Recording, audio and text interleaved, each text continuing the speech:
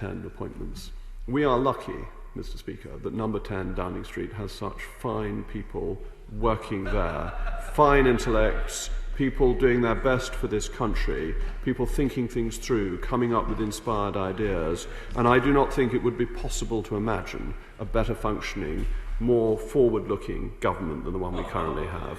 Well, of course the opposition scoff, but dare I say, Mr. Speaker, that is in the title of being in the opposition. It was, as Disraeli said, the job of the opposition to oppose, even when they see this shining beacon of wisdom in front of them as they get to number 10. Downing Street. Not everything Disraeli said needs to be quoted.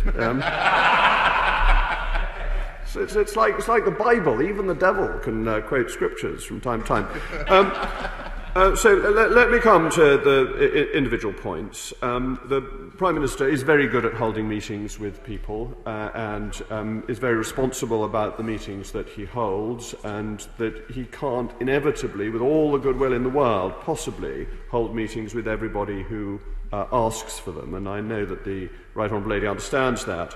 As for the protection of renters, they have been protected, but there is always a balance in this, that there are stories now about people not being able to go back into their own homes because people aren't paying rent and therefore they're keeping out the homeowners who are coming back from abroad and all sorts of things. So there is a balance in this, and the government has, I think, struck the right balance in protecting people during this extraordinary crisis. But that can't go on forever. As regards the Town and Country Planning Act regulations, I'm in discussion with the Secretary of State in regards to whether or not the prayer against them can have time found for a debate, and I will report back to the House with an answer to that in due course. The Right Honourable Lady called for the shires to rise up. Now, I am a county member, not a borough member. I believe the Right Honourable Lady is a borough member. And I would not call upon the shires to rise up, certainly not my own shire county of Somerset. The last time we rose up, really, was of great importance, because it was, of course, when Alfred the Great defeated the Danes. So when Somerset rises up, the nation is reformed, changed, improved. But we are a peaceable people in Somerset, and therefore I think have no immediate plans to rise up. The Right Honourable Lady then had a pop at my right honourable friend, the Education Secretary. Now, I think my right honourable friend has done an absolutely first-class job under difficult circumstances. And the truth is, well, no, he's upgraded. He is an A-star individual and an A-star Secretary of State, not on estimated grades, but on the facts before us. And we know he is an A-star Secretary of State because he was able to react to a situation quickly and put it right. The real success of governments is when there is a problem, being able to put it right, and that is what my right honourable friend did, and for which he deserves the most enormous credit. And he is a regular appearer in this House, so there is no question of him failing to make appearances and answer questions. As, of course, is my right honourable friend, the Secretary of State for Health, who has been before this House and kept us up to date on numerous occasions over the last 6 months, and will continue to do so, because this government has the fullest respect for this House, as it should.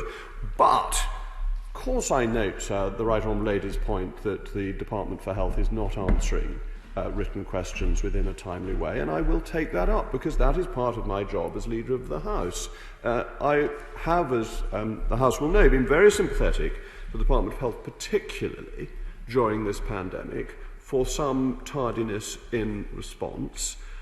I think 6 months in, that sympathy is not as great as it previously was, and that is probably true for the House as a whole. So I will absolutely take up what she has asked me to do. And then the position of Northern Ireland. Northern Ireland remains a fundamental part of the United Kingdom and will have complete, uninhibited access to the GB market, and that is a very important part of the withdrawal agreement. We have two withdrawn, so I'm now coming to the acting spokesperson for the SNP, Patrick Grady. Thank you, Mr. Speaker. Of course, we send our best wishes to Julie in the tea room and join the tributes that have been paid to John Hume and others. But 3 days back, and it's almost as if we've never been away. The government's shambles over the summer has continued into these first days back, and despite his defence of the Secretary of State for Education, it seems to have been a huge surprise to him and the Secretary of State for Health that they might be required to make statements in the House on the first day back, because the official opposition and the SNP front benches didn't receive sight of those statements until minutes before the ministers got to their feet. And that was quite unfortunate, and I hope the leader can assure us that the usual courtesies will be more properly observed in the future. And I'm sure some of his backbenchers are taking great delight that the new term has begun with the government ripping up cross-party consensus on international aid and threatening to undermine the 0.7% target just at the time as our poorest brothers and sisters around the world need it the most. So can he assure us that even if DFID does no more, that the government is not afraid of scrutiny of its aid spending, and the International Development Committee will be able to continue as a non-departmental select committee for as long as it needs to? And what is increasingly emerging out of all of this, Mr Speaker, is a tale of two governments on these islands. Right-wing populism from the leader and his colleagues to mask the utter shambles of their domestic policy agenda, compared to the strong leadership being shown in Scotland and the hugely ambitious